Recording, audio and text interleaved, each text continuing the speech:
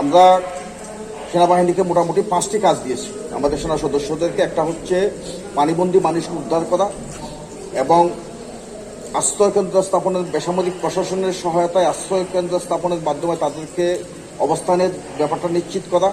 3 নম্বর হচ্ছে চিকিৎসা সহায়তা প্রদান করা। 4 নম্বর হচ্ছে স্পর্শকাতর যে ইনস্টলেশনগুলি আছে, যেমন পাওয়ার স্টেশন, খাদ্য গোডাউন, সেগুলির নিরাপত্তা বিধান করা, সেগুলির জন্য পানি না উঠে সেই ব্যবস্থা করা। এবং এছাড়া ত্রাণ সীমিত আকারে পরিসরে খাদ্য সামগ্রী এবং সুপেয় পানি সরবরাহ করা যে বন্যার্তদের মাঝে, সেই 5টি কাজ আমরা আমাদের সেনা সদস্যদেরকে দিয়েছি। আমাদের মাননীয় সম্মানিত সেনাবাহিনী প্রধান আমাদেরকে নির্দেশ দিয়েছেন।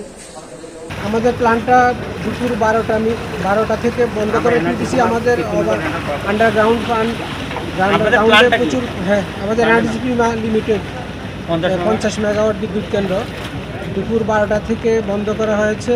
আন্ডারগ্রাউন্ডে পানি ঢুকে গিয়েছে এবং এখন ইঞ্জিন রুমগুলোতে পানি ওভারফ্লো হয়ে ইঞ্জিনের বেস পর্যন্ত চলে আসছে। কিছুক্ষণের ভিতরে যদি এটাও কন্ট্রোল করা না যায় তাহলে আমাদের ইঞ্জিন অল্টারনেটরগুলোতে পানি ঢুকে যাবে এবং এখানে হাজার হাজার কোটি টাকা আমাদের ক্ষতিগ্রস্ত হবে।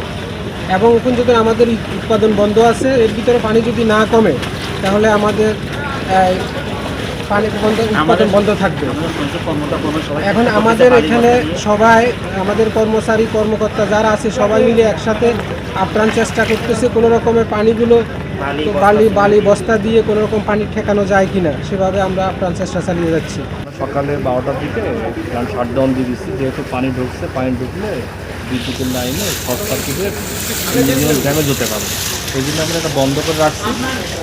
পানি না কমা পর্যন্ত আর এটা চালু করতে পারবো না আপাতত। এইটাই আমাদের একটা প্রবলেম। দেখা যায় পানি তো যেটা কম, এখন যদি কমে তাহলে পানি হয়তো আমরা আস্তে আস্তে বিদ্যুৎ লাইনটা চালু করতে পারবো।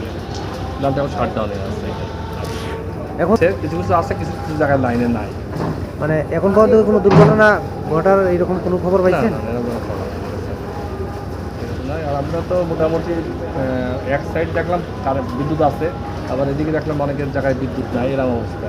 আর কোন জায়গায় বিদ্যুৎ আছে কোন জায়গায় এটা তো পিসিসিবি কন্ট্রোল করে, ওরা কন্ট্রোলিং করে এটাকে সাপ্লাই দিচ্ছে, কোন জায়গায় কীভাবে দেবে না, এটা আমাদের এখতিয়ারের মধ্যে নেই। আমাদের হচ্ছে বিদ্যুৎ উৎপাদন করা, বিদ্যুতের উৎপাদন এখন আমরা করতে পারছি না, যেহেতু এটা শাটডাউন হয়ে আছে। এইটাই